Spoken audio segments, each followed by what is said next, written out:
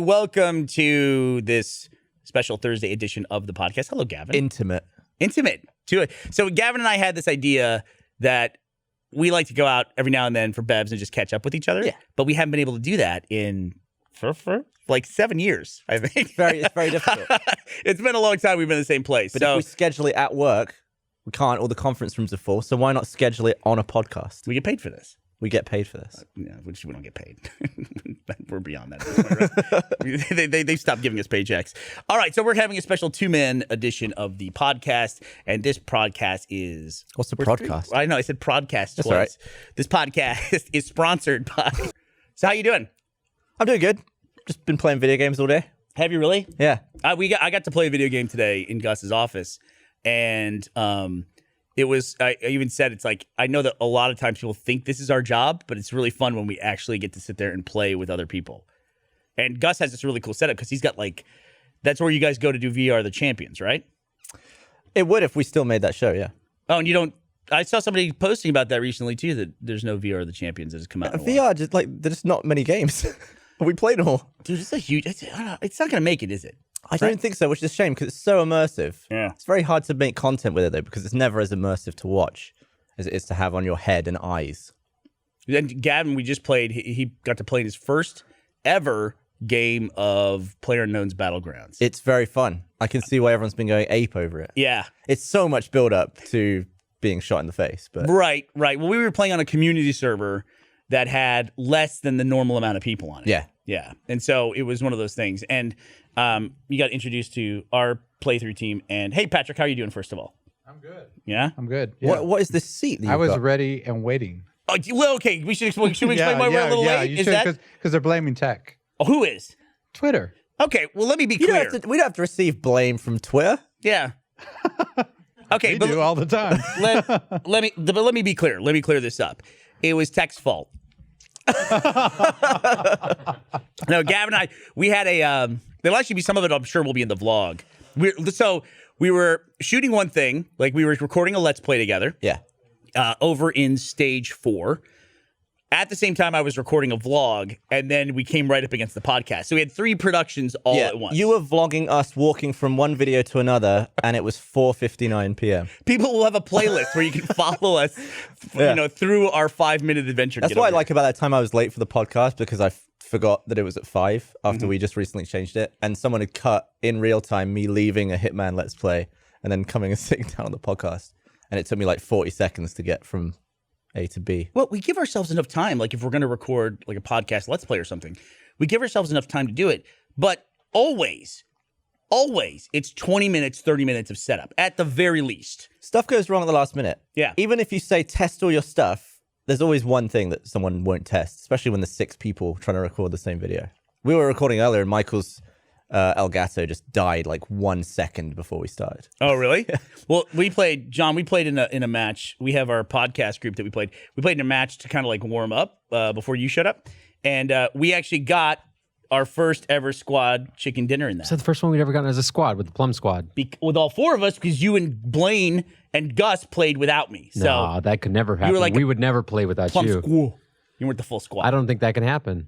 You were just pleh. Yeah. We were Missing clear. him. You're quite good at that game, aren't you, little Rise Mongol? Except for one thing. No, you shut up. No, stop. He's This is a not why you terrible asked me. fucking driver. And he won't admit it. He won't admit it. We're like a married couple. But that's not anything to be embarrassed about if you're crap at driving in video games.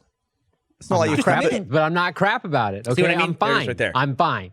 He's not. We have footage, John. We have footage. While he's saying he's fine, he rammed a motorcycle into the side of my car.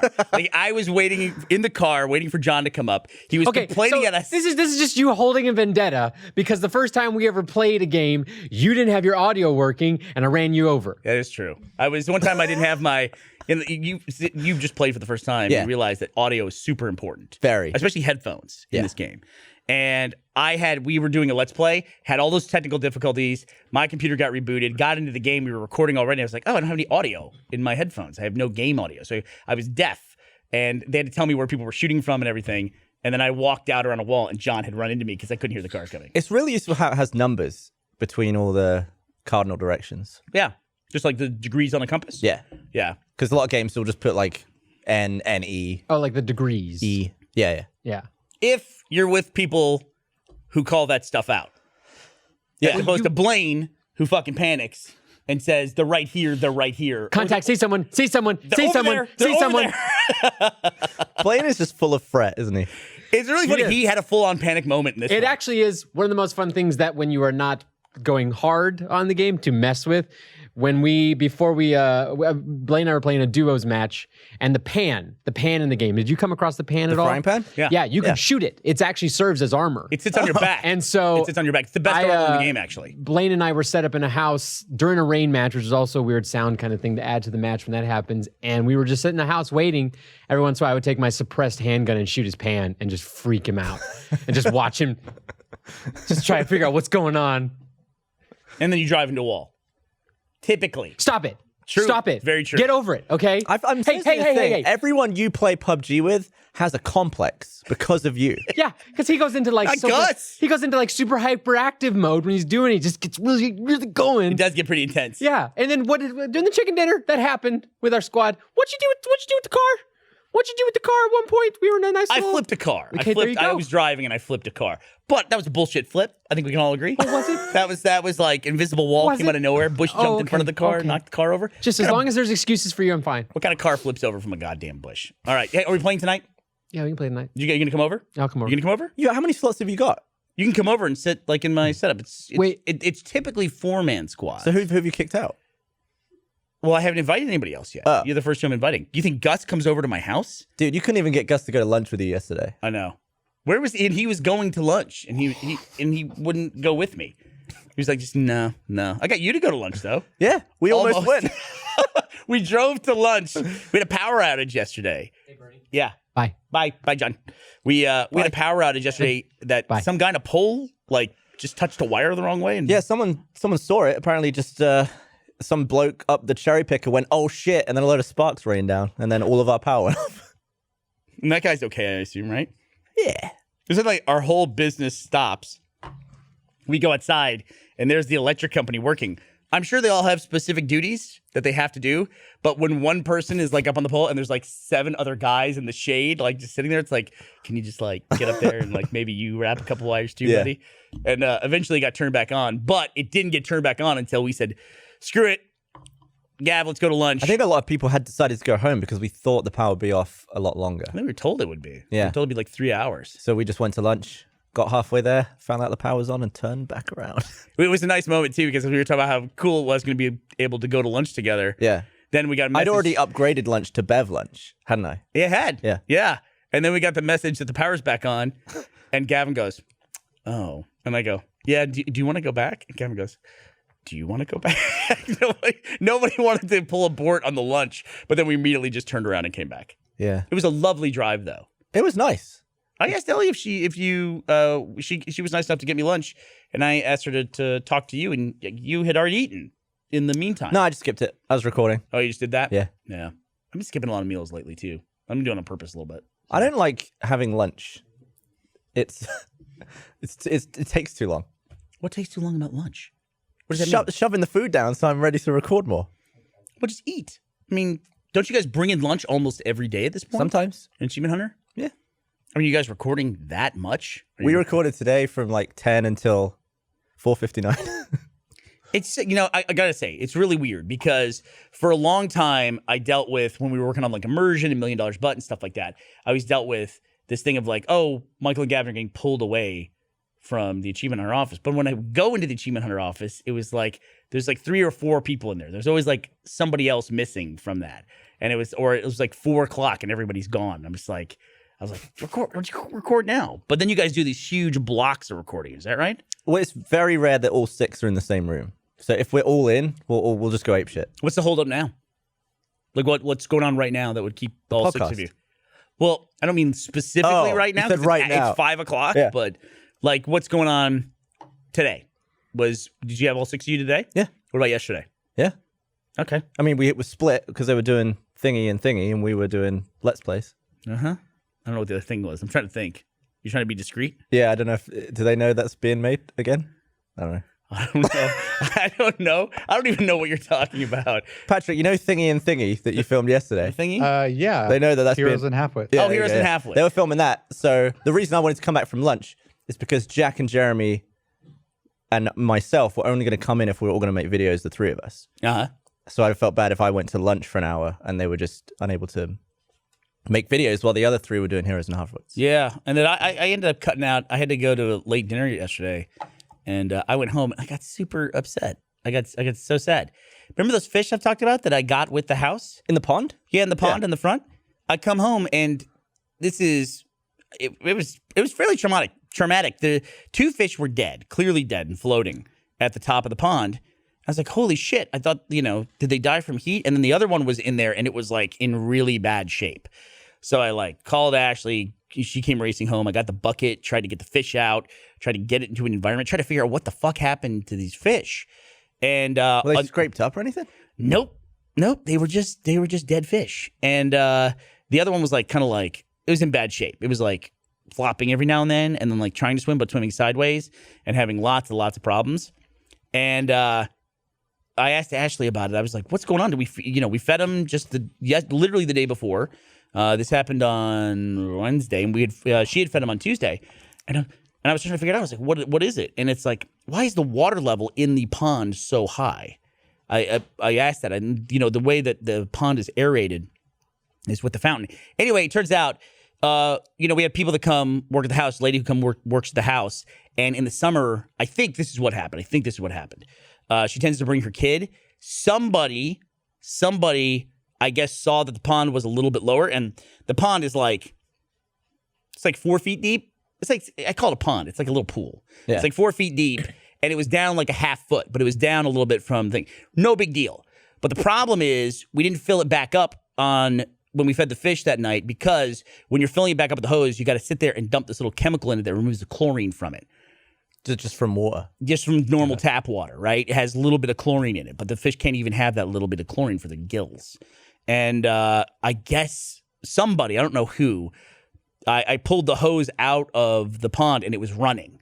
So somebody thought they would top off the pool, which probably would have been okay, but they just left it on and left it running in there, and the pool had overflowed, and all the treated water, I guess, got pushed out, and it was just all replaced with tap water. And that killed all the fish. And did you save the one that was in distress? No, just died? The little fish died too. That sucks. The two smaller ones didn't have names. One big fish, like a fish this big, and the two little fish. And they were, it's like, I don't want to put a price tag on a living being, but they're fucking expensive fish. What kind of fish is it? They were koi fish, and I found out the koi fish. We were trying to figure out when we bought the house. We were like, do we want to take care of these fish? Do we want to do that? And then we went to like a garden center, and they had koi fish for sale. Some of them were like $2,300 for a fish. For a fish. And this was a big one. I think as they get bigger, they are worth more money. So did you have them for dinner? No, God, how dare you? How dare you? Is it weird to eat a pet? Probably weird. They're floating. I tried to save the other one in my sink, and then Ashley really tried to save them when she got home. She even got the dead ones out of the pond, put them in the sink, trying to revive them. And she's trying what she could. Well, I would too, because a lot of fish look dead. They can jump out of their fish bowls and be dead, and then you put them back in, and it's like, oh, what's up? She's giving it a shot, and we could very quickly treat the water that I filled the sink with, because it's a smaller amount of water. She tried, didn't save the fish. So now today we're gonna bury fish. Bury them deep. You've got cats. Well, yeah, I guess. I mean, if a raccoon comes and eats the fish, it's okay. That's probably better. Okay. Right? Isn't it? I mean, here, let me tell you this. Internet has no appreciation for fish as pets. Fish is a legit pet. Because I said I made a tweet, my fish is dead, and I'm sad about that. Or I said my fish died, which is a weird, it was plural when I was saying it, but everyone thought it was one fish that died. I said my fish died, and I'm sad about that. Should you have said fishes? I don't know. I guess so. All my fish died is what I probably should have said. And the internet, normally when you post oh, I lost my beloved pet, I had a dog for 12 years and I had to put it down today. Everyone's like, oh my God, I'm so sorry, everything. Nope. Your fish dies, you get a bunch of fish puns and fish jokes. That's so hard. There's lots of other fish in the sea. I mean, it's really people didn't give a shit. They really didn't care at all. They were just some people, of course, were nice and were like, oh, I feel so bad for you. Other people were like, fish sticks for dinner. Can you imagine? So what is it about fish that humans just have? Is it because people go fishing? There's no sympathy? Fish aren't a pet. Fish are a pet. You can I think the operative word in pet is pet. If you can't pet it, it's not a pet. You can't pet a fish. You can't pet a bird either. I don't think birds are pets. You can pet a bird. I don't think you can. Dude. You can cup one in your hand and like mush your face on its head. That's something you would do. Yeah. A little soft part in the back. Yeah. A little mush. And it'll just be like, it's cute. By the way, that's Nutmeg's new name. Is Smush. Smush. Yeah. Oh, okay. We just call her Little Smush. She's a very flat cat. Nutmeg is a Siamese cat, and she came with Ashley. Her dad had Nutmeg in Utah. And we went and got her one day. Traveling with a cat's the worst, dude. Did it whine the whole way? And it pooped, like a fear poop, which is never a good poop. I guess the technique should be scare the shit out of it before you leave. I don't know. What, you starve the cat for a day or something like that? Make it jump and shit itself. Ashley literally just texted me, I bought us a shovel. And I'm just going to write, okay. This is so real. It's real. We're going to be burying fish. So you're going to get some new $2,300 fish? No. We're thinking about getting a bunch of goldfish and putting them in there. Cheaper, for sure. Yeah. And it's just like, I mean, we honestly, the fish lived for 2.5 years with us. I was constantly worried that we were going to kill those fish. And whatever happened wasn't our fault. We called a bunch of different people to see who put the hose in. And, nobody would own up to it. So, but I didn't do it. Security camera out there? Can I? You know what? Yeah, I'll explain to you later. But I did. But I fucked up on the recording of it. I had the recording stuff set wrong. And I wish I could have seen it. But then I would have just blamed somebody. But I just had like the No, it's closure though. Yeah, I don't know. I'll tell you what I did wrong, Gav. Here's something I definitely did wrong. What's that? I asked Ashley if she put the hose in the pond. I asked her one too many times because she fed the fish.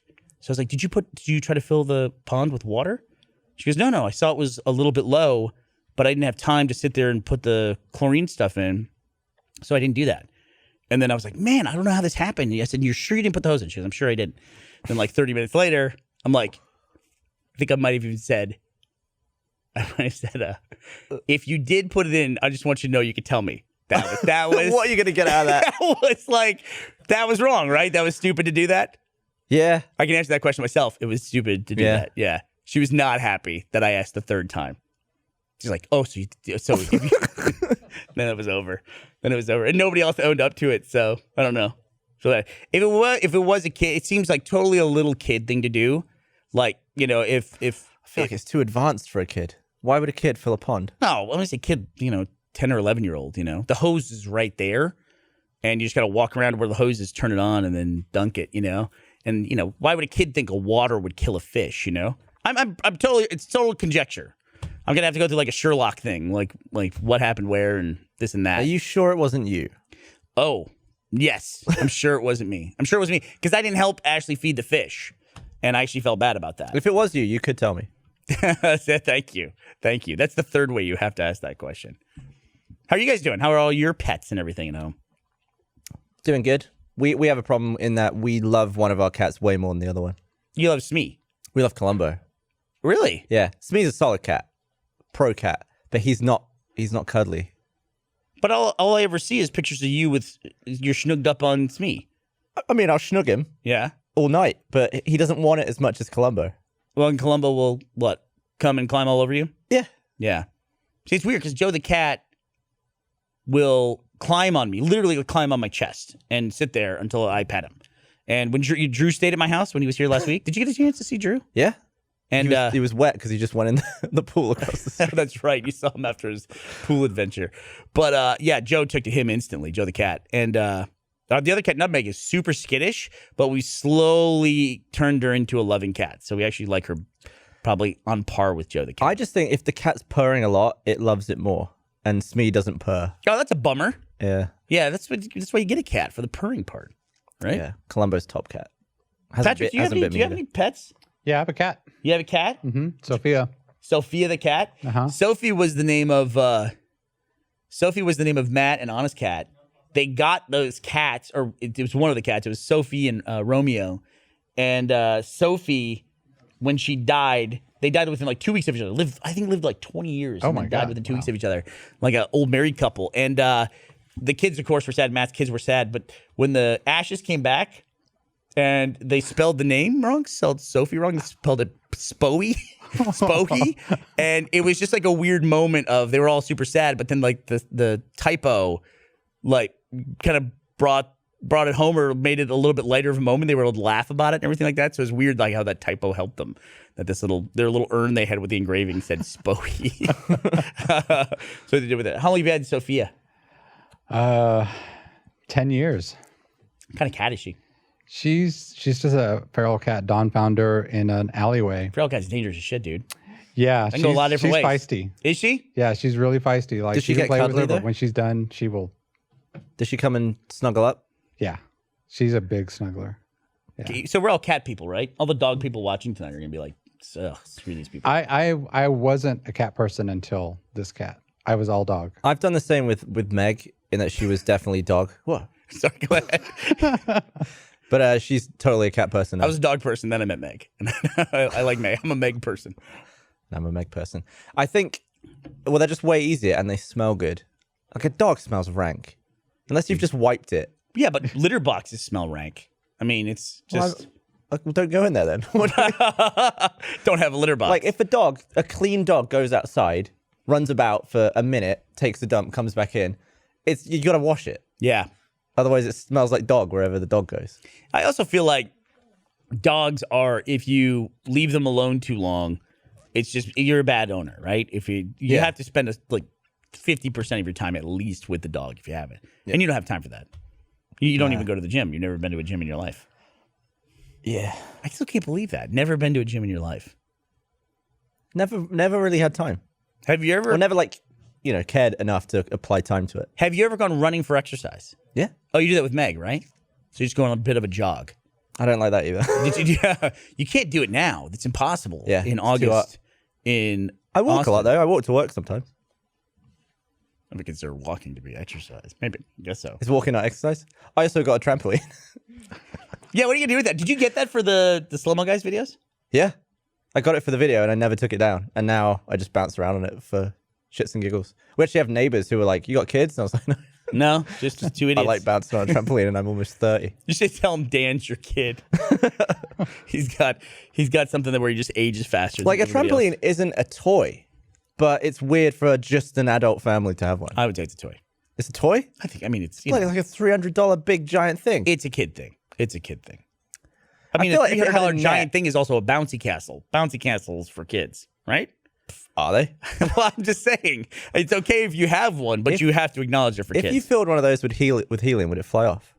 I believe so. There's videos online of when a windstorm wakes up and like it just kills carries kids it away. and stuff. Oh, I don't know if it kills kids. I Yeah, haven't seen kids that are part. blown away in them. Oh, that's scary. Drops Dude. them out. Oh, if they fall out of it? Yeah. Yeah. Well, I mean, typically you would because it'll fly upside down. or you just stick with it and then you land and you're Do you surrounded think by a bouncy kid is castle. brave enough to stick with the bouncy castle? No. I don't think I've ever heard about a kid dying in that kind of a thing. Oh, it happens. All right. Well, super depressing. Thanks for that. Talk about fish again? So how are you guys doing? I feel like I haven't seen Megan forever, man. We're doing good. Yeah, I almost got her. You to invited her yachting, but not me, so I didn't know about the trip. Well, the yachting turned out to be a sailboat. First of all, seriously, if I'd invited you, we had a great time. But if I invited you out, and I said we're going yachting, which is the way it was presented to me. Yeah. And we recorded this part of the vlog where we talked about how all of us have never been yachting, because one of the things that happens with the vlog is when we do stuff that's interesting, is that people get upset that money's been spent. I think Michael dealt with this on Off Topic. He bought a $200 controller, right? Yeah. Like some spray paint. the thing that was the kind of the touchy part of the things that we've done so far was we took a helicopter ride for Ashley's birthday in San Francisco. And everyone's like, must be nice to be able to take a helicopter ride. The helicopter ride was probably 1/5 of the cost of the overall trip. Like, to get us out to San Francisco and to stay in a hotel for 4 days was easily 3 times the cost of the helicopter trip. But the helicopter trip is what made the trip memorable, you know? It's like, it's just weird how people key on certain things. I don't know why money is one of those things where people have something to say about how you spend money. Because you earned it. Yeah. Do whatever the hell you want with it. Yeah, no, I get it. I think it's a relatability thing, you know, that comes across, and they want to try to tell you that you're unrelatable. But I always say too, it's like, if you were followed somebody, if you followed PewDiePie for 10 years and then you read an article that he's the #1 person on YouTube, and you read an article that he made, this enormous salary, which they estimate, and people kind of freak out when that happens. But wouldn't you want the #1 guy on the biggest platform in the world to be like paid like other people in other industries? Like, people don't freak out when Robert Downey Jr. makes $80 million for playing Iron Man for the billionth time. There's so many situations where someone will tell me what they bought. It's like a big thing, and I'll be like, I mean, I wouldn't have spent money on that, but I don't have an issue with them. They wanted that, and they like worked to save up and buy it. So why would I have a problem with it? You know what? That's it's one of them. That's one of the reasons why I was never a car person for a really long time. And I could argue. Alan makes the argument that I didn't buy a car, bought an iPhone on wheels with a Tesla. But the other thing too is like I've been the kind of person. For me, it takes me forever to pull the trigger on buying something. Yes. Like it's anything over $300. It's just like I will sit on it for 6 months and not buy it, and just wait and wait and wait. And I finally bought that robot litter thing that you recommended. Oh, do you like it? I haven't got it yet. We'll find out. And just that process of like waiting to buy stuff.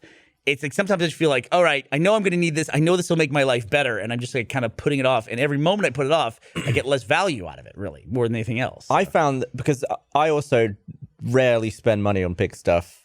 I don't ever buy clothes. All my clothes are very high quality merchandise that I get for free. Hey, your Rick and Morty inspired Summer Guys shirt is in the store. It is. Yeah, I wore it on the podcast a few weeks ago.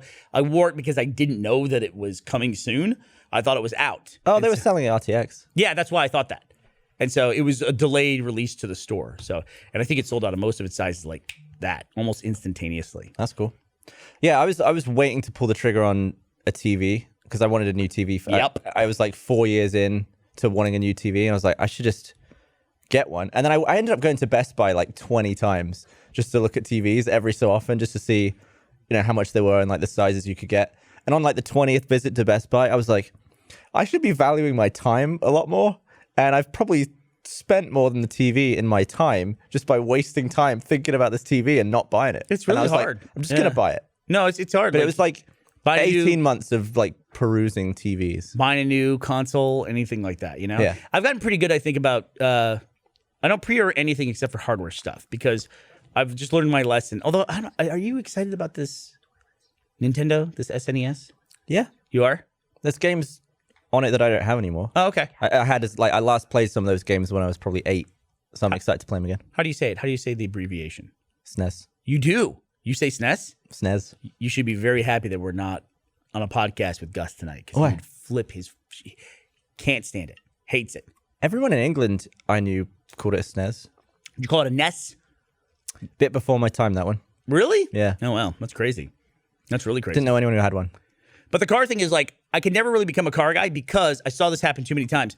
I like the idea of that if you spend a certain amount of money, like if you decide, my dad taught me this with hardware, with tools. It's like you can buy super cheap tools, a $20 wrench you can buy for $10, but it'll break on you in the first year. A $20 wrench will last you for the rest of your life, with a lifetime guarantee. He was big into tools and all that. So he kind of instilled that in me earlier. It's like, if you know you're going to use something and you need it, you should invest in that and get the good one. And the problem with cars are like one of the only thing that you can't buy the most expensive one and it's the best. Because if you were somebody who's like, okay, I'm going to buy a Bentley, and you go out and you buy a Bentley, they'll say, the first time you show it to anybody, they'll go, you should have bought an Aston Martin, or something else that's slightly different, but at that same level. And it's just like, and it's really weird for someone who's going to buy something like that.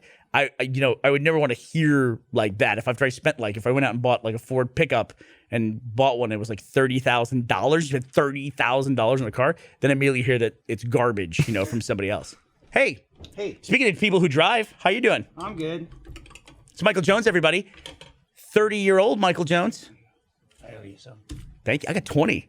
Oh, he's paying you back. I'll keep the change, Michael. I have a surprise for him. You do? For tomorrow. On the podcast? Yeah. I one of my favorite things in the world to do is give Ellie stupid stuff to do.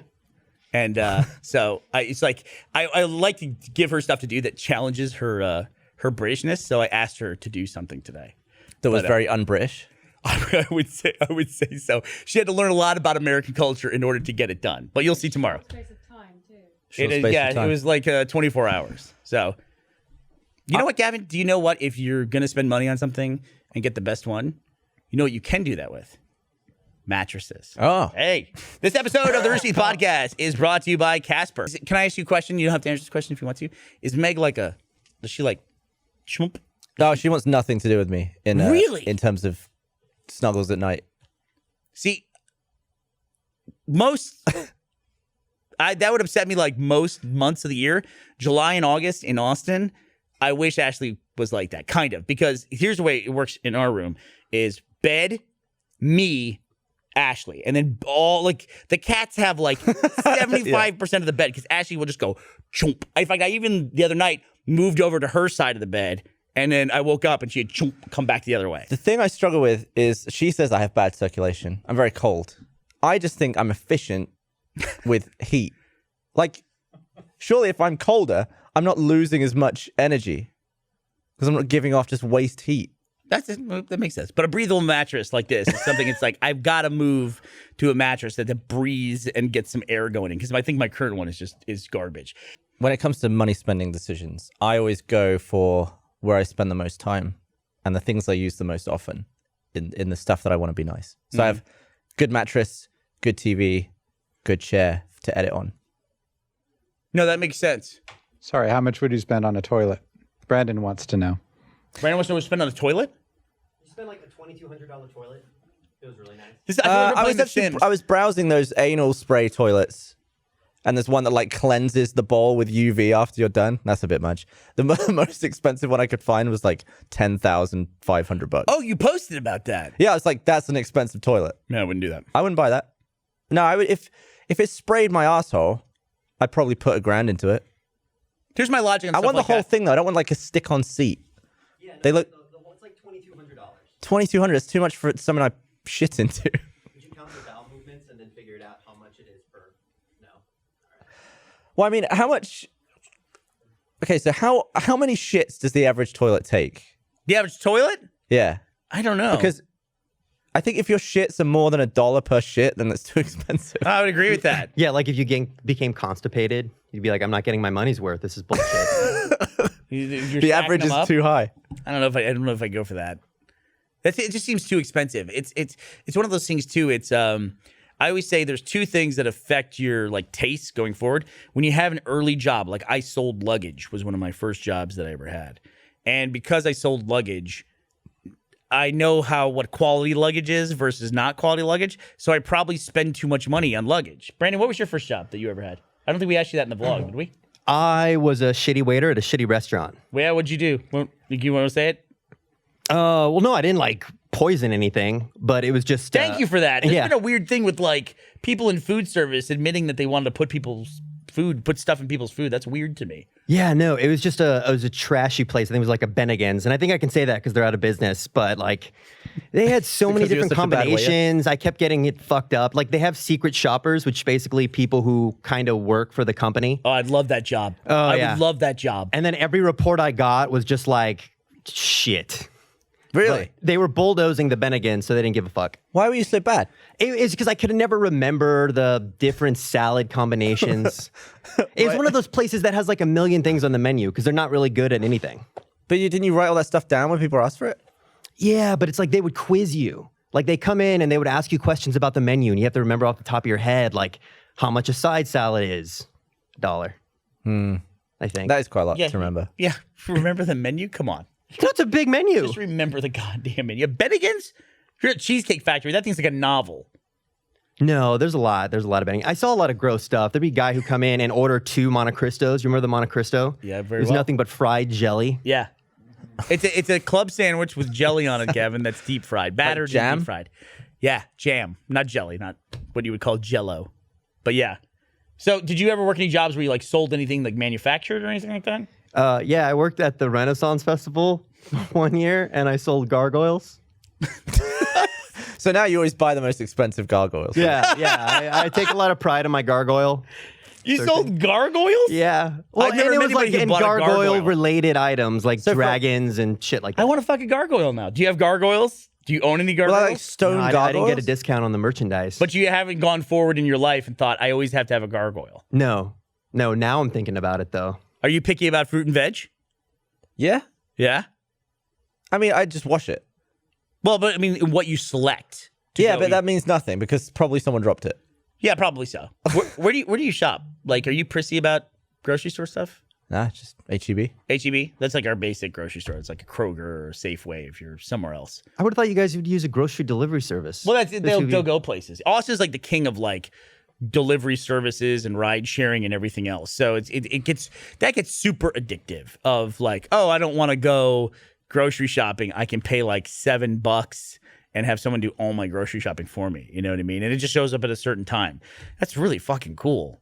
That's pretty new. That's like 2 years ago. It's pretty wicked. And if you, I always talk about valuing time. There's no real way to figure out what your time is worth. But if you look at all the things you do, you think it's probably not worth spending an hour to go shopping when I could pay $7 to have it brought to me. But then that's a shitty thought.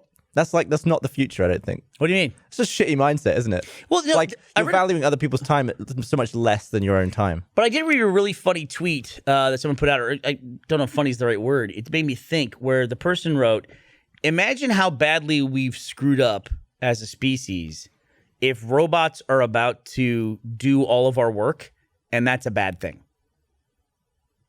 And I thought that's a really good point. It's like, what did we get to the point where robots taking away our jobs and robots doing all the work that we all do every day? That's a crisis for us, you know. Because how do you make money if you're robots? Well, there you go. Exactly. It's because we've all grown up in this environment where you have to have a job and you have to work. It's like a normal thing. But work is like this thing that we just made up at some point. You know what I mean? It really is like, you know, going to do what we do, or, you know, going to run a cash register in a grocery store. That's like, at some point, that was made up thing. And yeah, then, but doesn't the human mind crave work? Like, nobody wants to be like, oh, I'm retired at 18. What are you going to do with the rest of your life? Well, it could be part of the thing. That sounds awful. It craves food. And I think like your desire for food like motivates you to figure out who Brandon, will give do you think food the grocery for what. store makes food? Do you think that's what it does? Yeah, I think it's the motivating factors. You need to eat, and it's like, well, shit, I'm not going to grow it myself. What can I do for somebody else to grow it? I always looked Although at. I think I could. Ellie, are you leaving? Yeah, I gotta go. Where are you going? You're leaving? I want to talk to you real quick before you go, because we were talking about luggage and everything like that. Are you in a rush? No. Okay. So I'll come back to this point in a second. I want to talk to you about sharks, Brandon. But Ellie, where'd you shop in England? Where do you shop? In Waitrose? England. Yeah, actually. Do you shop at Waitrose? Well, Waitrose was the closest one, and I was too lazy to walk the extra like 2 minutes to the Tesco. So expensive though. Yeah, I know. So for those of you who are not familiar, Ellie is the reason why the podcast was late today. So just to clear that up. I see. No. So Ellie was I don't know if I can reveal this. I think this podcast will be out later, but I wanted Ellie to do this thing for Off Topic tomorrow. Oh, your ridiculous task that you set me. Was it ridiculous? It was pretty ridiculous. Well, for first, I didn't even know what it was that I had to source. So it took a little bit of research before I could. Are you allowed to say what it is? I can't. It'll totally spoil it. It would totally spoil it. Yeah, it would. We just have a gift for Michael that he's gonna love, and she had to go to a very American outlet. I researched to get if I could make it, but it only came in like percentages of the original thing that you wanted. So it would have taken. Well, me you should have hours. gone to Brandon's grocery store where they make all the food. Well, that would have been a good place. So to ever go. since you took this new position, right. your life is no longer a normal life, I feel like. There are some very weird days for sure. Like when I got a text from Burnie being like, I need 4 graduate caps and gowns by tonight at 6. Thanks. Can you get those? He's like, on it. Can you just favor that? No. That's one of those services. No, I mean, it's like, you know, see, Ellie started in production. And so the way we met was, if I recall correctly, it was the $1 Million Butt episode that was the Jason Bourne one. And we had this interrogation room with the one-way mirror and everything for the Jason Bourne scenes. I was like, who that? And it was like a office building right around the corner from here. And they had a market research thing that they used. And that's why they had the one-way mirror. But it was such a cool room. I was like, who found this room? And it was like, they said, she did. And it was Ellie. And I was like, she can find cool stuff. So that you cursed yourself. That's always the curse. I'm not mad about it. Finding cool stuff in a foreign land is difficult. It too. is difficult. That's true. But I'm pretty proud of what I've managed to do for tomorrow. I think it's going to be good. Oh, you're gonna be on Off Extra Topic tomorrow? step than you I am wanted. now. You should. It's going to be enjoyable. You probably won't give a shit, actually. But it'll be enjoyable. All right. I just had to do something for Michael's birthday because I forgot. What did you do for my birthday? Your birthday? I wished you happy birthday.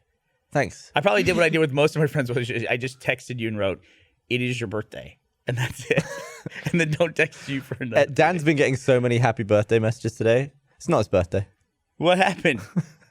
He tweeted once that it was his birthday, but because of the time difference, it was still today in America, so they put his Wikipedia birthday as the wrong day.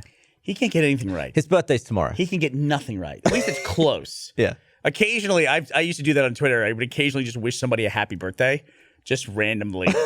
And then, of course, then their Twitter mentions, especially if it's someone we work with and they follow both of us, their Twitter mentions would explode. Okay, speaking of Twitter, Ellie, Yeah. we had brought this up before, and so people want me to bring it up to you. Why in the world do you check a bag when you travel? Why do you do that? Still. I can't. No, not still. I haven't had a chance to redeem myself since that you've been calling me out publicly. For I would this. say calling out publicly. I would say it's an employer review to a wider audience. Well, I was checking a bag because I was actually, I was a bit unsure of like what the requirements were with flying domestically here, like what you can and can't do. And What were you worried about? what you like taking like aerosols and liquids and stuff like that. And it's all right for you because you just have to travel with like a comb. but I need to bring things. But now I've talked to Ashley and she's helped me figure out like the good way to travel quickly as a woman. As a woman? Yeah. Yeah, I got in trouble one time. So speaking of gifts, one time I had this bright idea that I would watch Ashley go back and forth with her makeup. Like she had makeup at home, and then for the when she was going on camera, she needed makeup. So one year for her birthday, I thought, or maybe it was Christmas or anniversary or something, I thought, I'm going to do this thing where I'm just going to replicate her makeup environment in both places so she can just go back and forth and have her makeup in both places. I had no idea how much makeup is. Yeah. That's ridiculous. It's very expensive. It's very Like expensive. hundreds of dollars to.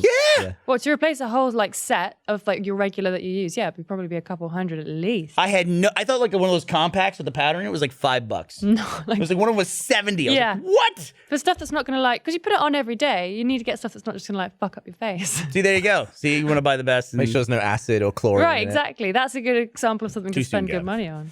Too soon. Too soon with the chlorine. Listen, I actually asked Ellie to help with you with something because we were traveling yeah. somewhere together. And I don't know if we can say it's RTX London. I don't know if either one of us has been announced yet. But I had her Is book. this the part where Ellie yells at me and calls me a piece of shit? Yes. So what was this? What happened? Well, it's like you wanted to fly an American. Well, okay. You All fly right. British Airways. If I- Okay, go ahead. I never fly British Airways. I What? fly American. What? That's not true. Because Go ahead. I can just spend miles and get upgraded. Right? Can't do that on BA. Yes, you can. No, you can Yeah. get miles. You can't spend them. Yes, you can. Oh, bollocks! No. Bullshit! This is probably where you're going wrong, Gavin, is that all you have to do is call them and then you treat the person at the end of the phone like a person boy. and then they're more willing to help you out. There you go. Done it. They said you can't spend your miles because it's a British Airways operated flight, and you can't upgrade They're to partners. They're Then they're you use part. the They're phrase, one world. Then you use the phrase, "Are you sure there's nothing you can do?" What So I love happens Ellie. then? This is what she does. And then they go, well, depending on how you say it. If you say it sternly, like you're politely but sternly, you know, See, I like don't- a British I way, then they take a few moments and they go, hang on, let me check. And then they come back 5 minutes later or something after you've been on hold for a while and you've been about your own business. So who are you talking to? You talking to BA or American Airlines? I'm talking to BA.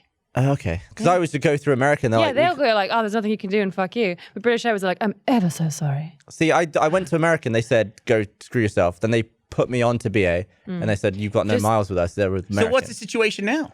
I'm With figuring this- it out now. With this flight. See, So Ellie's no, but here's what I wrote. Right, I was very specific because if you're not clear, then you're to blame. Right. So we were like doing this thing, and they were like, "Can you do this?" And I was like, "Yeah, I need to fly on American Airlines." And then I thought that's not specific enough because you can book code share through American, but it might be operated by British Airways. This is so specific. Go Right. ahead. So I said, yes, but I need to fly on an American Airlines operated flight. And that is as specific as I But could get. you do and I'm understand- on BA. So then I was like, well, I'm not flying American now. No, you're not. You're flying on the same flight as every single person from this company going to RTX London. are And those you're people? the only one that's being extra about not being able to use free miles to upgrade. You're like right under the bus. The miles I earned, and it means that I can sleep in a bed flying. But you can do it. You just have to go a little couple extra steps and be nice to people. Should we listen to Ellie because she has a posher accent than you? Yes. I don't look. There's no way on this flight on BA that I'm going to be in business class. If I, With an what upgrade. would you do? What would you give me if I get you business class? I would give you a business class ticket. Would you? Really? I bought with my own money. If she gets you upgraded to business class, For then free? you would buy her a business class ticket to go over there. Yeah. So you just announced that Ellie's going to RTX London. That's what Are you not going? No, I don't. Yes. Yes. I don't think I can travel to RTX London. And Also, my it's assistant not- and producer who lives or is from the UK would not come with us. It's not. That would be quite mean. If I not said that London, I- would you be mad if I said you're from London? That would have made you mad. No, I'm so well. I grew up in Kent, and then I went to school in London. So I'm from both, but it's just easier to say from London. 'Cause So people are fair, like, yeah. Here's the thing. It's not that I have to fly business class. England is my city. It's just if you're going somewhere for work, if you slept on the way, then you're going to be like bouncier and more, in work form when you get there. Yeah, but I can we're not- I we've fly got a couple economy all the days. time. But That's if why we we're have the going early. choice, and I know I'm going to get the upgrade on American for free, and we'd have to spend, company money on an It's the most upgrade, proper argument ever. then if we have the choice, we haven't booked the flight, put me on American, I'll happily fly to But when Dallas you put in the first. do thing that this. you should be operated by American, a normal person reading that isn't going to know the distinction. So what But should I know say? the distinction. Please fly me on a plane with American Airlines written on the side of the plane. How else No. can I explain it? But I mean, something like I would rather go indirect to get my free upgrade because I'm extra, rather than I've got the miles to spend. Why wouldn't I spend them? because for a direct flight, like most That'd be normal like- people would rather have a direct flight than. Would you You don't fly a lot, though. All right.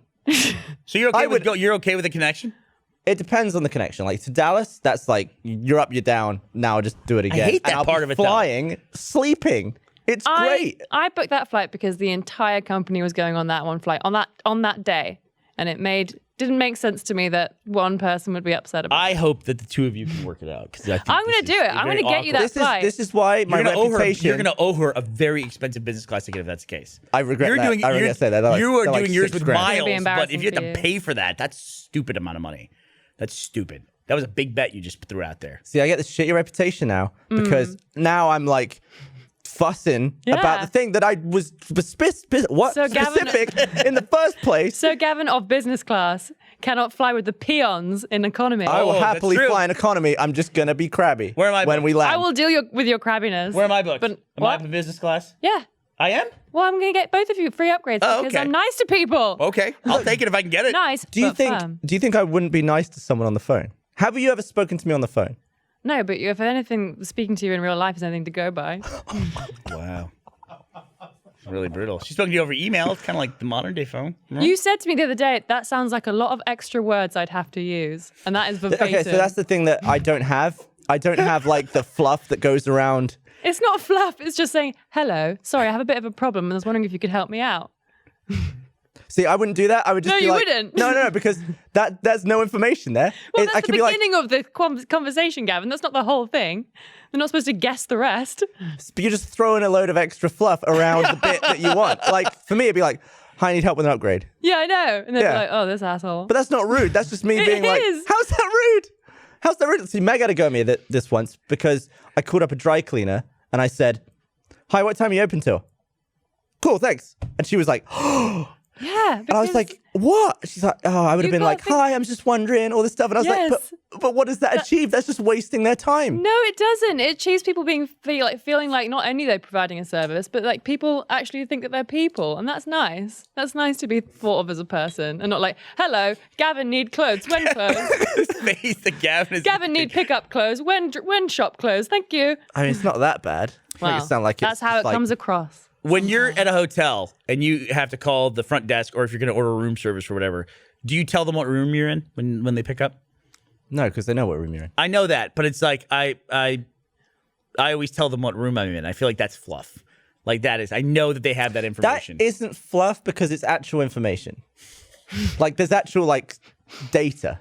Yeah. You can't get any data from, hi, I was just wondering if something, there's Yeah, but nothing most there. people aren't just in search of data. They're trying to connect with other humans. You're also trying to get Like, something out of this You need to person. think about the story. Like, this guy's been sat at the dry cleaners all day, right? And he's just been giving people bags of clothes and it's boring. And he gets a phone call and he's like, oh, a human to talk to. And you're like, hello, when does your store close? Thanks. I would disagree. I would They're looking for someone to be think that like- someone in retail doesn't want any interaction with a human, and they want all interactions to be as brief as possible so they can crack on with their crossword we or aren't all Sudoku. just a bunch of Gavins walking the earth.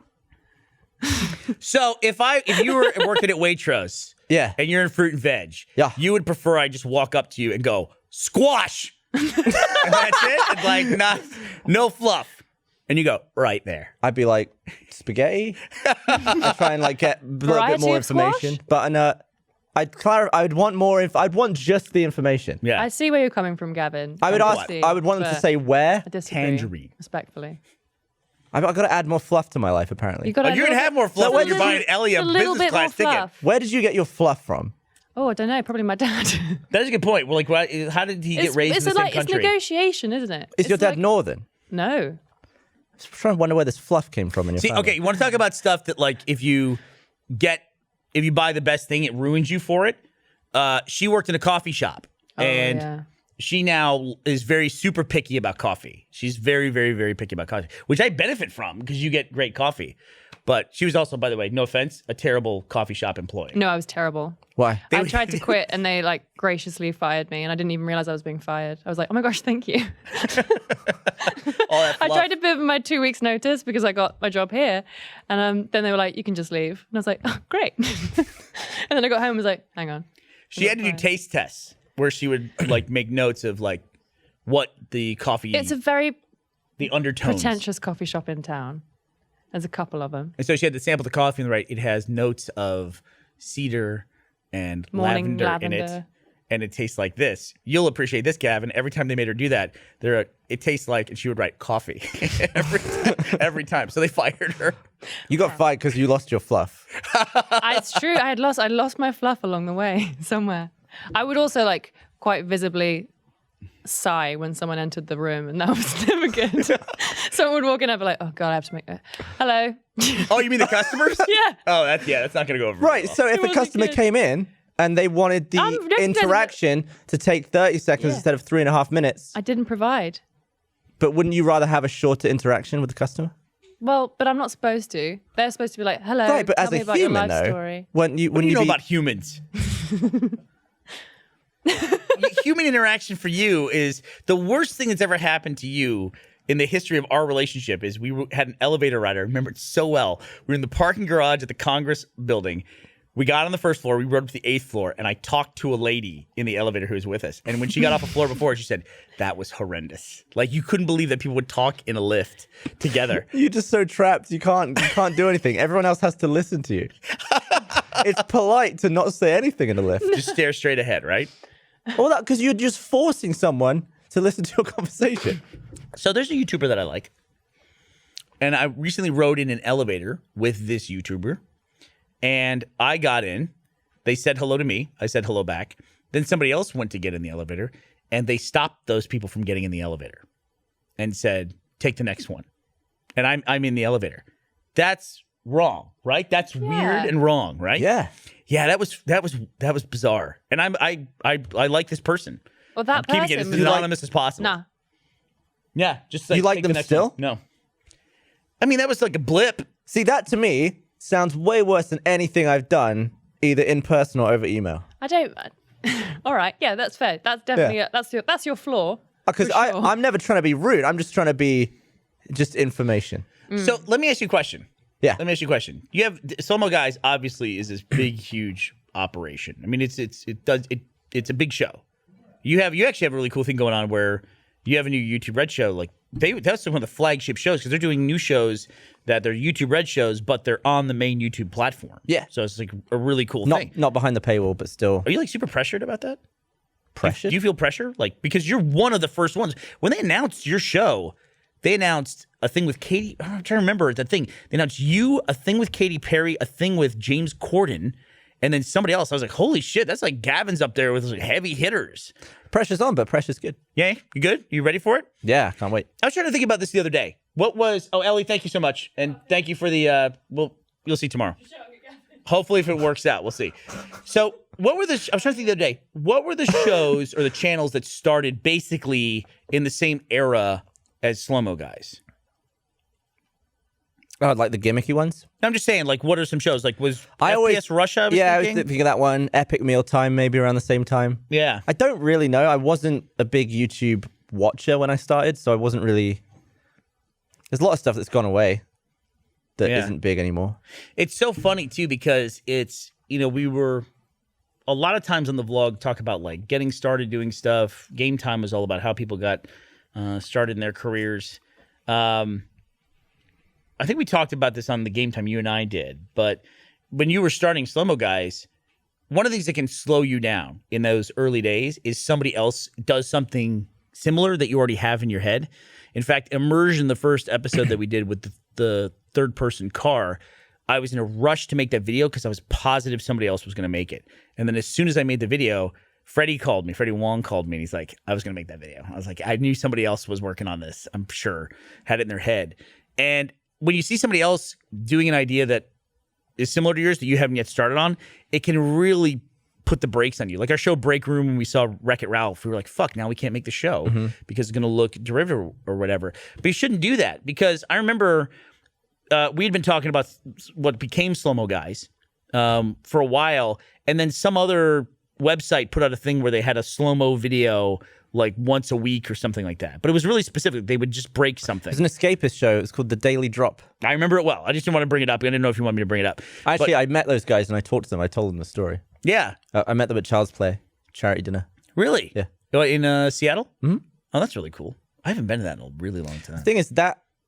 I just don't go to Seattle very often anymore. Oh, it was like 5 years ago. Oh, okay. Yeah. We'd already shot a lot of stuff. And also, I'd already been putting out slow-mo for years before the channel started. Mm-hmm. Since like 2004 was when I put up the first one. And I just uploaded it and hosted it myself, put it in my journal. Yeah. And then it ended up on a break. Yeah. They would just Big take boys. it and lift it. Yeah. So we've been doing stuff for a long time. And then I actually started shooting Slow-Mo Guys. I wanted to have like 10 videos done before we started uploading them. And during that period of where we'd started shooting, but before we've uploaded, this other Daily slow-mo Drop. thing, yeah, came on, and you were like, act fast or something. You said something like Yeah, that. or better hurry or something Yeah. like that. I wrote you about it. And I think I put up a video the next week. But there's no point in being put off by that stuff. You can, like, a bunch of people can do the same stuff and do it well in their own way. Yeah. I mean, Steven Suptic's a great example of that, because even though he doesn't call his stuff vlogs, I think most other people classify it as a vlog, but it's just so different. It's just like, do you watch much of Steven's stuff? Yeah, I haven't watched this one. Yeah, it's I got hooked like immediately when I started watching that stuff.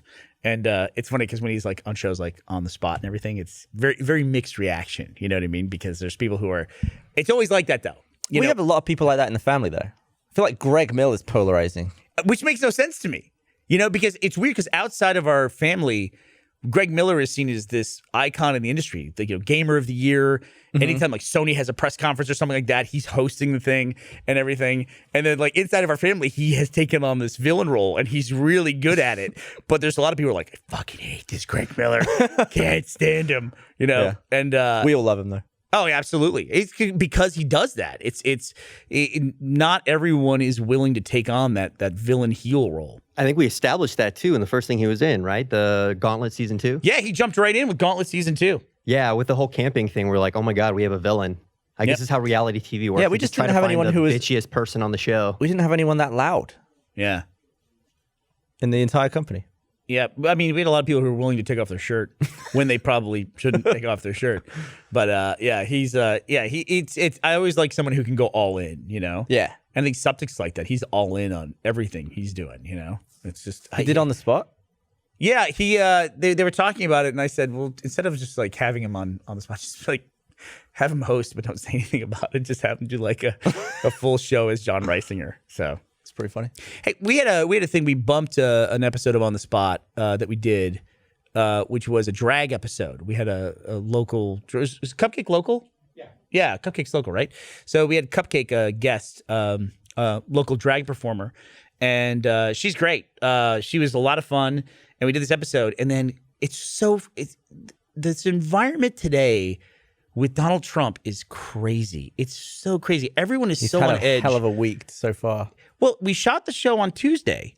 We were going to put the show out on Thursday or Wednesday, right? And in the time between when we made it and we were going to air it, Donald Trump came out with his executive order that bans all trans people from military service. Came out on Twitter with it, but it sounded like he didn't really talk to anyone in government or anyone in the military.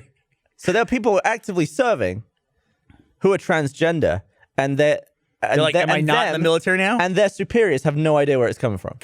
Unbelievable. It's just on Twitter. Unbelievable. He can endanger lives with tweets like that. Yeah, I believe, I believe that he has an innate ability, even if he doesn't realize it. He understands media on like an organic, basic, fundamental level in a way that a lot of people don't.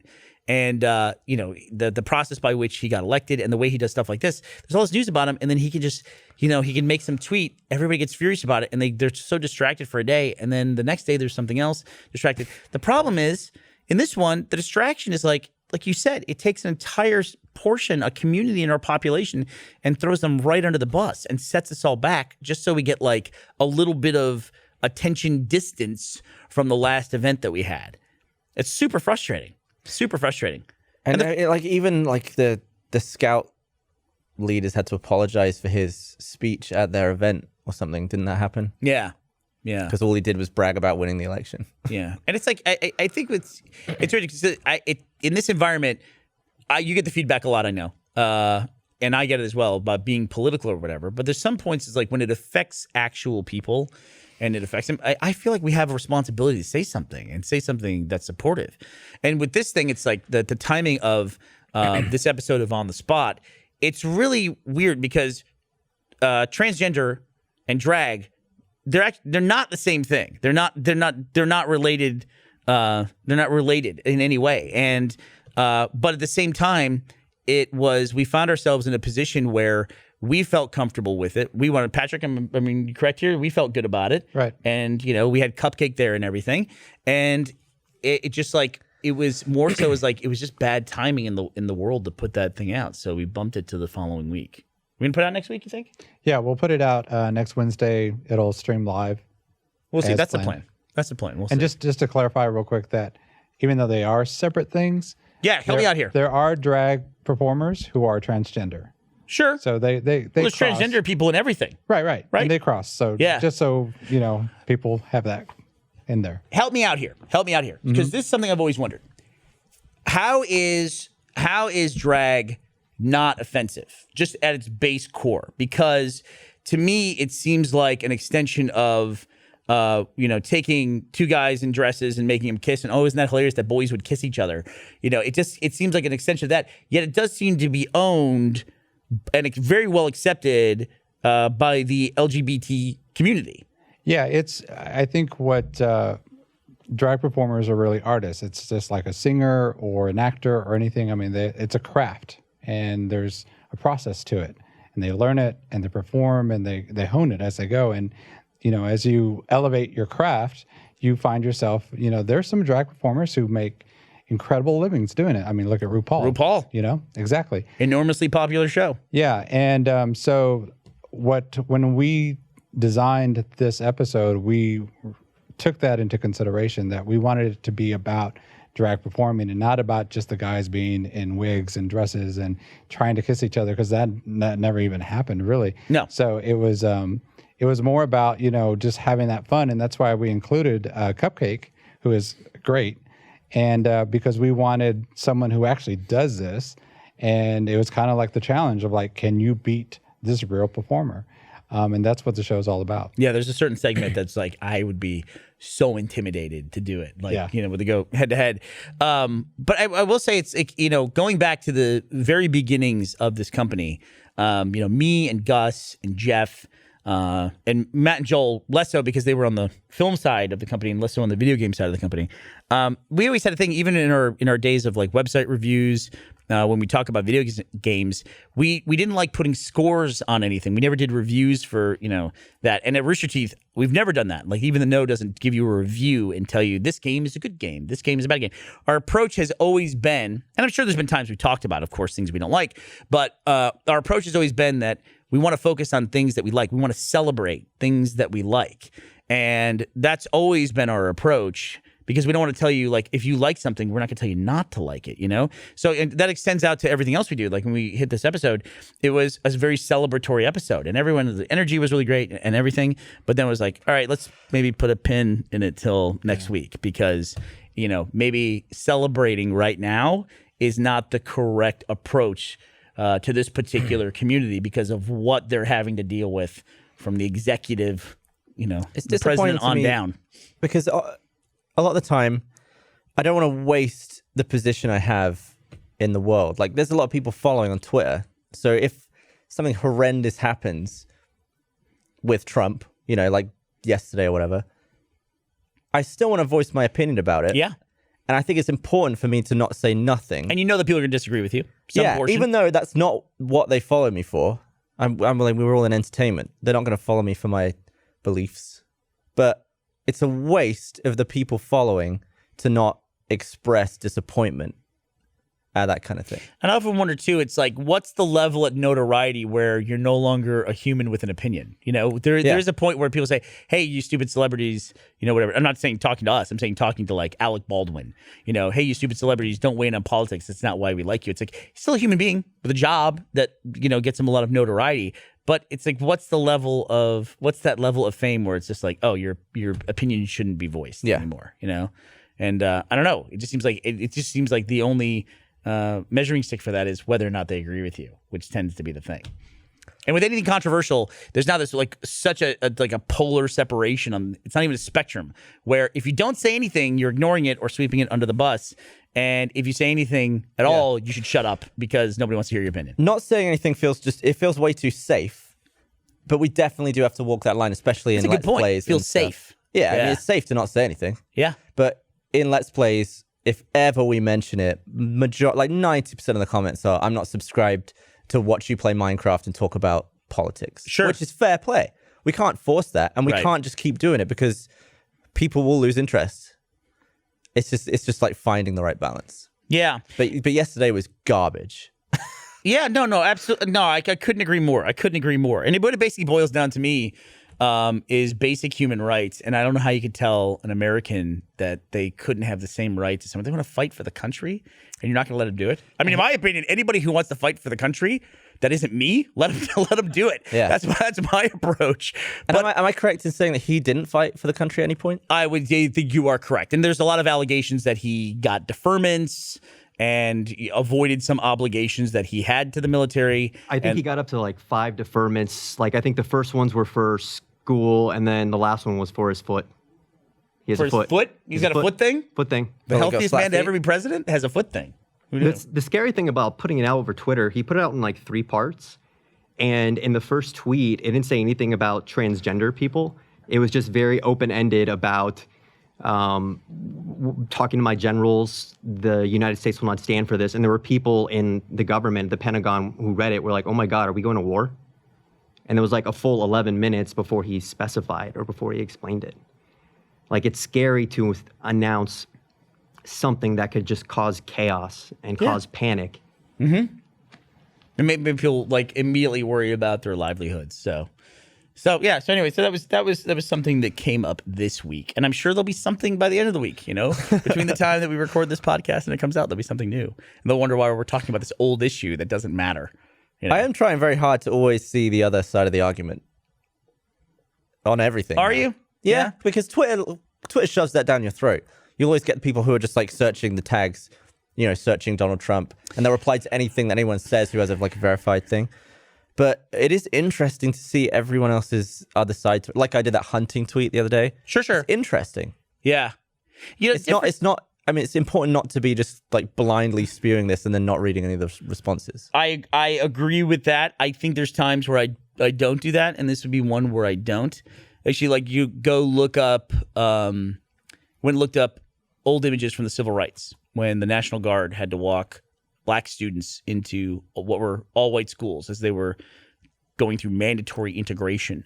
And, you know, you can see these people that are lined up screaming, like, you know, other white students or, you know, white people from the community, and they're just screaming. You can see like the hate and the anger in their face, still photographed, and their mouth is open and they're screaming and yelling. And it's just, I'm not sitting there trying to figure out what their side of the story is, you know? It's just, I'm not looking back in history and saying, yeah, they were dealing with a lot of change and things were really, you know, progressing super fast and they weren't dealing with this. They're just wrong. That's it. And it's. I think it's okay to say they're wrong and just surrounded by the same people, so they think they're right. Right. And it's, I just think it's okay on some fundamental things, like telling someone that they can't serve in the military because of the way they identify with a specific gender is just, it's it doesn't make any sense. It just doesn't make any sense to me. And I'm okay with saying that's wrong. And it's wrong. I mean, it's such an internal thing anyway. It's not like that's being forced on anyone else. And it's just so weird we have to go through this with like, I mean, is everyone going to have to go through this? Everyone who's not conformed to like this one specific thing? It's like, I would think if we go through this enough times, like we went through don't ask, don't tell, you know, we went through civil rights.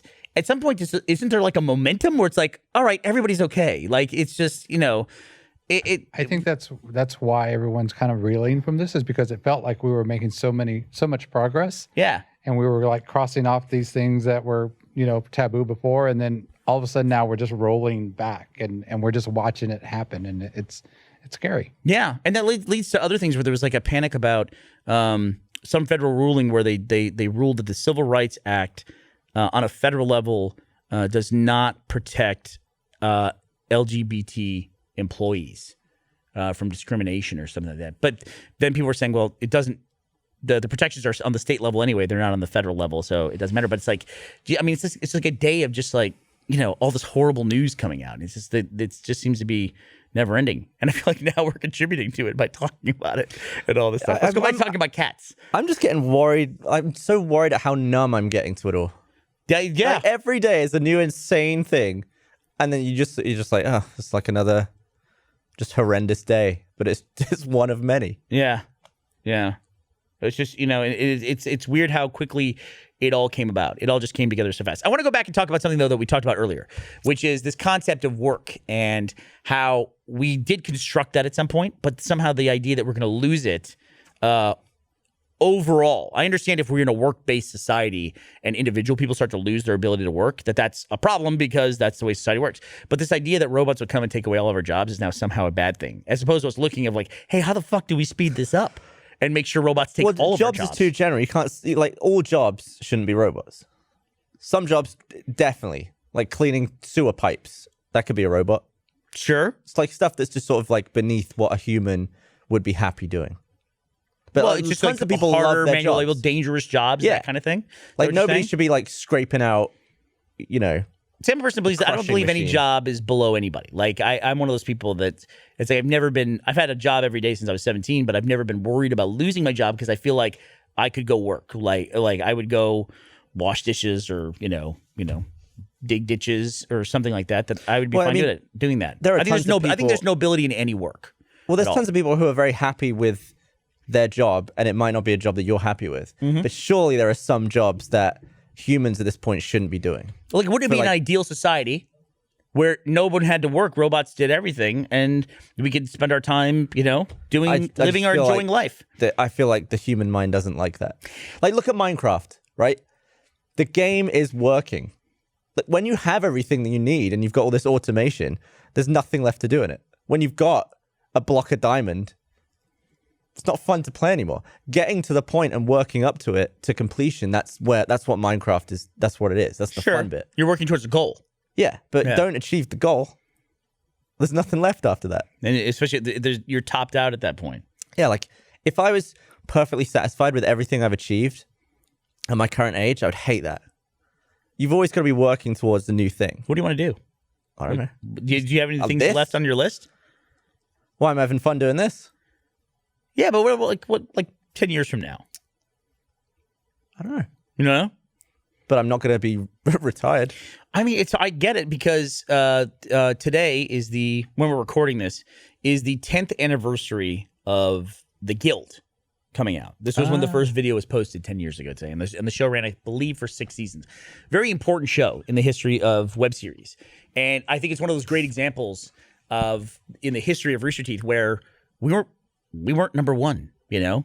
We weren't the number one destination. We didn't have the number one series. But the story of Rooster Teeth over time has been this one of longevity. It's that while we were chasing the tail of other people, eventually, you know, there were other series that we were chasing. You know what I mean? And we always had, I feel, a very consistent presence in web video. But the Guild was like a juggernaut, you know? It was this absolutely huge thing. And it lasted for 6 seasons. But it's like, I look at your thing a lot too. It's Slow-Mo Guys, where, you know, how close are you to a diamond play button at this point? Less than 500,000 subs. Yeah. And I think we crossed 9 million about the same time, pretty close. But we're like, I think like Rooster Teeth I'm talking is like 9.1 on YouTube, which we should talk about like the Rooster Teeth channel in general. Like we're thinking about doing some different stuff with that. It's a lot. There's a lot of stuff on there. Yeah. You know, including this. I mean, we're already monkeying with like formats of podcasts and stuff like that. But Slow-Mo Guys, it's really impressive to me because are you impressed by the staying power of it, of how long it stayed enormously popular? Because very few things do that. I certainly feel very lucky. Yeah. Yeah, it's not like, it's not, if the graph is like this, there's been tons of channels that are way bigger in a much shorter amount of time and then they trail off down. I'd much rather be the slower climb. We've had viral hits that, you know, propel us further, but You have these like stair steps with these viral hits. but we've never had, you know, like hydraulic press levels of growth. Yeah, you've never had the period where like every single Slow-Mo Guys that gets put up ends up on the front page of Reddit or Dig or whatever it was at the time, right? Yeah.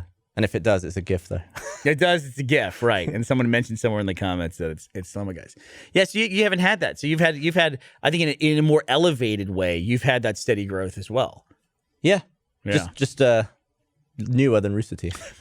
Yeah, we talk about the the Rooster Teeth channel in general because right now it's podcasts. There's even now video game stuff on with Tuesday Night Game Fight. There's animated shows as well. There's live action shows, vlogs, things like that. It's a lot. It's a lot of different formats. And I look at something like Slow-Mo Guys. If I go to Slow-Mo Guys, I watch a video. I know what kind of video I'm going to watch. And I also know I'm going to see two dudes. And that's what I'm going to see. There you go right there. That was a video you guys posted last week. God, look at you there. You're such a kid there. But, I think that's actually the format that YouTube likes the best. I'm talking about the YouTube channels now. Not talking about our site or our platforms or anything like that. But YouTube definitely seems to like a very, very focused presentation of content. And so I'd be curious to hear people's thoughts if they're watching this. Ways we could do that with Rooster Teeth. It's hard when you work on something to think of it from an outsider, but you got to identify why people are subscribed. Mm-hmm. Like people are subscribed on Slow-Mo to see two dudes, sometimes one, if one wasn't available, bit of setup, bit of slow-mo, couple of jokes. And I've tried never to change that, keep that going the whole time. Sure. But when you've got a variety channel like Rooster Teeth, it's much harder to identify what people subbed for. They all sub for different things. They all sub for different things. So there's no way that all the videos are going to get all the views of the same level because there's different shows. Well, I'm sure there's people that are like subbed for shows that we don't make anymore. You know, or subbed to Rooster Teeth for shows that are now on other channels. But that's also not a mistake. Like that doesn't mean the channel is bad. No, because YouTube has changed so many times and the algorithm has changed so many times that it's still one of the most successful channels, even though it has a totally different setup to my channel, which has like almost the same amount of subscribers. Yeah, there's just so many different ways of doing it. You can say but more, slightly more. Yeah, that's really awesome. I can't wait to see what that diamond play button looks like. It's gonna be really cool. Yeah, you think it's gonna take you like a year to get it when you hit it? If you knock on wood, if you hit it. So hopefully not. Have you? I know you. Have you like done any like trajectories of when you might think you might hit 10 million subs? You don't even look at it, huh? I figured you would have plotted that out and tried to figure that out. I mean, the way I've always done it is because I'm full time at Rooster Teeth. Yeah, it keeps Slow-Mo Guys as a hobby almost. Crazy. It's treated like a hobby still because I have fun. Crazy, Gavin. Yeah. So I'm not always. I mean, I much more often look at the subs and trajectories of Let's Play Achievement Hunter and Rooster Teeth than Slow-Mo Guys because that's my job. So if 10 years from now you're doing Slow-Mo Guys, that you look down the road 10 years, you're okay with that? If I'm still doing it? Yeah. Yeah. Same format, same everything, you know, you and Dan. Yeah. Maybe slightly higher budget, but yeah. Maybe not Dan. Somebody else. No, so you'd be totally happy with that. Yeah, but would you not be happy if you were still doing Rooster Teeth in 10 years? It's weird because if you asked me in year 5 and now it's year 15, I would have said, in 10 years we'll see. But this company's changed so much, man. I mean, it's really different. Somebody made a really good point on Reddit when they were talking about the evolution of the content on Rooster Teeth. The guy said, it's like, it used to be this kind of content, then it became this kind of content, then it's this kind of content, now it's this kind of content. And somebody said, yeah, but we still have all the other 3 layers. We still get the other content. We just now get new content as well. And it's true. It's like, I'm very grateful for the fact that if I want to go sit in a writer's room for Red versus Blue and throw out donut and caboose jokes, that I can go do that because that show's still being made, you know? And I like that I can walk from one channel onto the next one with less than a minute to spare. Well, to spare. Do we have a minute to spare, Brandon? Negative 8 minutes to spare. This is exactly what we talk about when we get bevs anyway. So this has been a successful podcast. I would think so too. I don't know if the 2-person format is something to do, but it's always fun to like play with things a little bit. And I wanted to do this just because. Yeah. Yeah. And pretty much exactly what you were just saying. This hasn't taken away the Monday podcast. Right, exactly right. It's additional. Just two guys sitting around jawing about dead fish. What are we going to do next week? Well, Have Gavin read a book for an hour? No, next week will be Gus and Barbara, right? Yeah, next week I want to try doing the Monday podcast, the traditional crew. I don't know what you call it. Gus, Gavin, Burnie, Barb. And then Thursday have the same cast again, like 2 podcasts in 1 week. We'll see what has happened between Monday and Thursday in our lives. Can I say something too? It's another thing with YouTube and having a young audience. I do think that summer vacation amplifies things. Like people have more spare time. And a lot of the audience, like even on Twitter tends to skew a little bit older, but I think there's a lot of younger people that like just have a lot more time on their hands. And it's like when something comes out, there's a lot more feedback and a lot more people than you have a higher percentage of people who are getting upset by stuff when it comes out. I do think that's a thing in the summer, definitely. And views reflect that and everything else too. I have a question. Yeah, buddy. Was this podcast supposed to be an hour? It was. I guess we ran a little bit long, but I don't know because we started late. We started late, but we'll see. Anyway, that does it for our 2-person podcast. Thank you for joining us. Thank you for Casper Mattress for sponsoring our podcast. Brandon, thank you for putting up with Gavin and I being a little bit late so that we could play some PlayerUnknown Battlegrounds. And we'll see you all Brandon. on Monday. Bye, everybody.